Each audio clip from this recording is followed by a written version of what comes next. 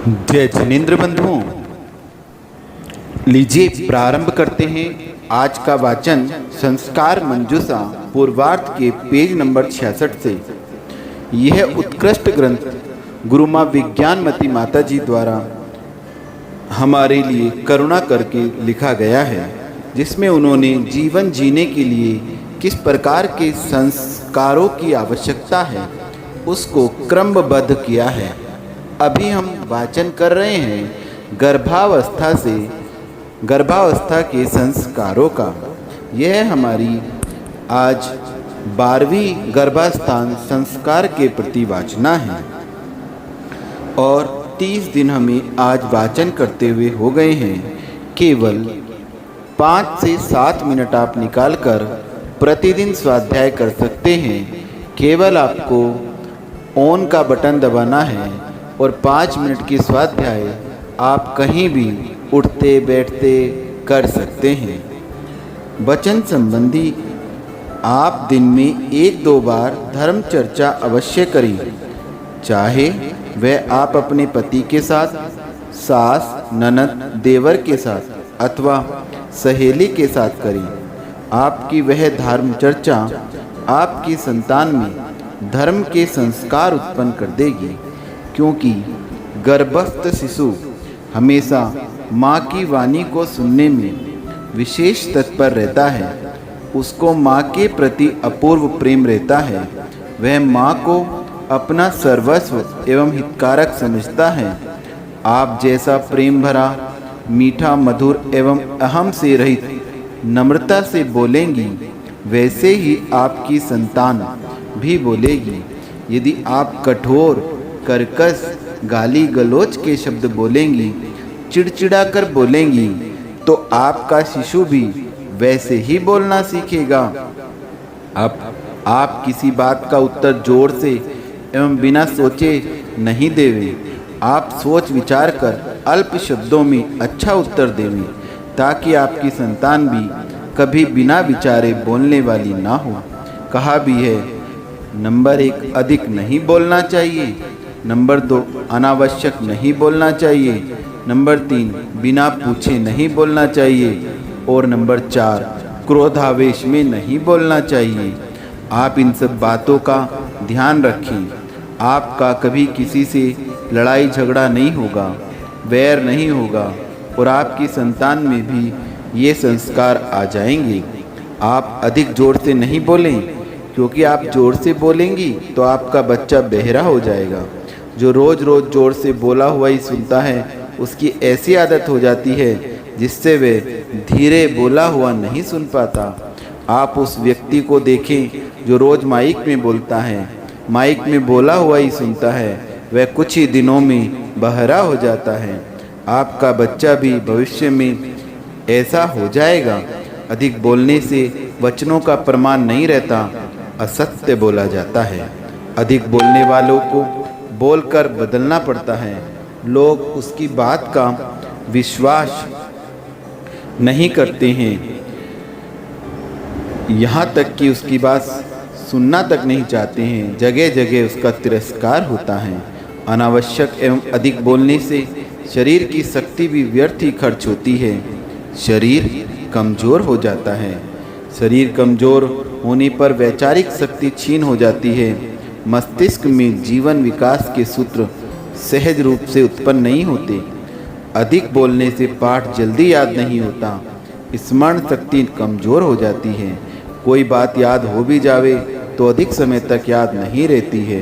डॉक्टरों का कहना है कि पाव भर दूध पीने से जितनी शक्ति आती है, उतनी शक्ति एक शब्द के उच्चारण करने में नष्ट हो जाती है।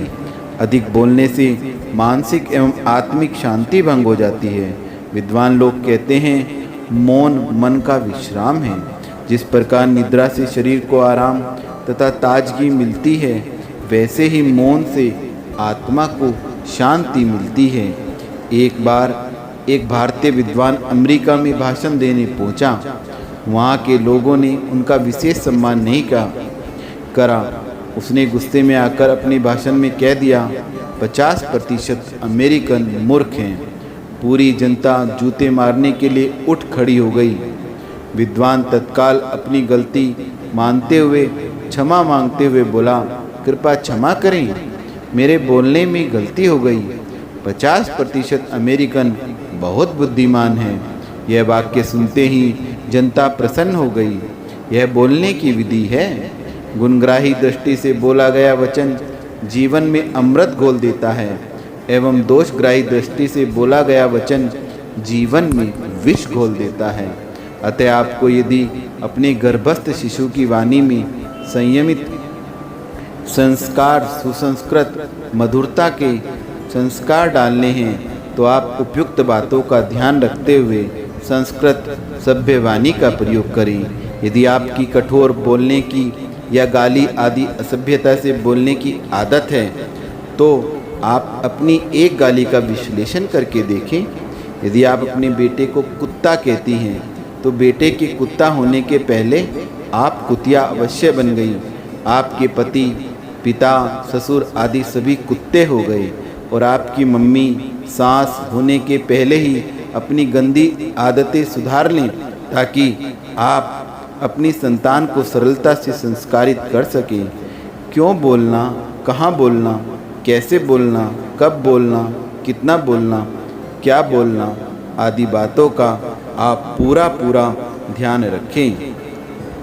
क्यों बोलना, बड़ों का विनय, आए हुए अतिथि का सम्मान, प्रश्न का उत्तर और दूसरों के हित करने के लिए ही बोलना चाहिए।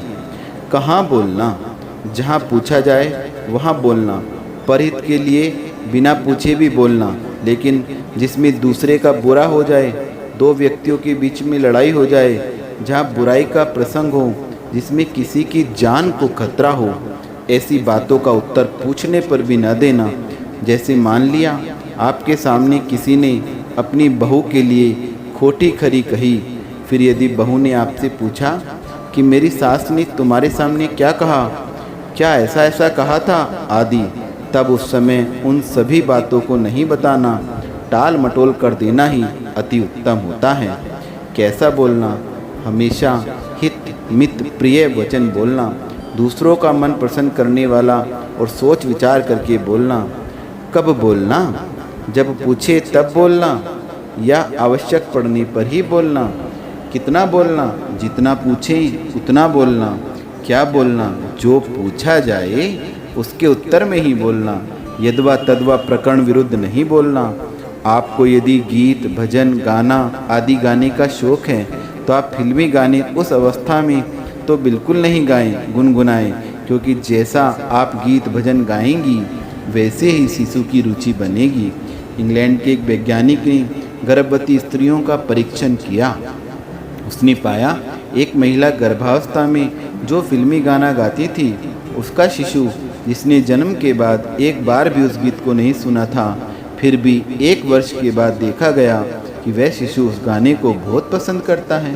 उस गीत को सुनने पर उसकी चेष्टाओं से ऐसा लगता है कि वह उस गीत से चिर परिचित है। उसका कारण उसने गर्भावस्था में उस गीत को बहुत बार सुना था। अतः आप उस अवस्था में प्रेरणास्पद प्रभु भक्ति, परोपकार, देशभक्ति एवं करुणा के भजन, गीत, कविता, मुक्तक, शायरी आदि ही गुनगुनाएं। चाहे आपको लय नहीं भी आवे तो भी आप वही गाएं, क्योंकि जैसा आप गाएंगी उसी में शिशु की रुचि बढ़ेगी। आप अच्छे भजन गाएंगी तो आपकी संतान में भी उसी भजन के अनुसार विचार एवं रुचि बनेगी। अतः आप अपनी गलती आदतों को सुधार करें, उनमें परिवर्तन करें, संतान के भविष्य को उज्जवल बनाएं। आज का वाचन इतना ही होगा। गुरुमाँ विज्ञानमती माता जी की चरणों में वंदामि गुरुमाँ, वंदामि गुरुमाँ, वंदामि गुरुमाँ।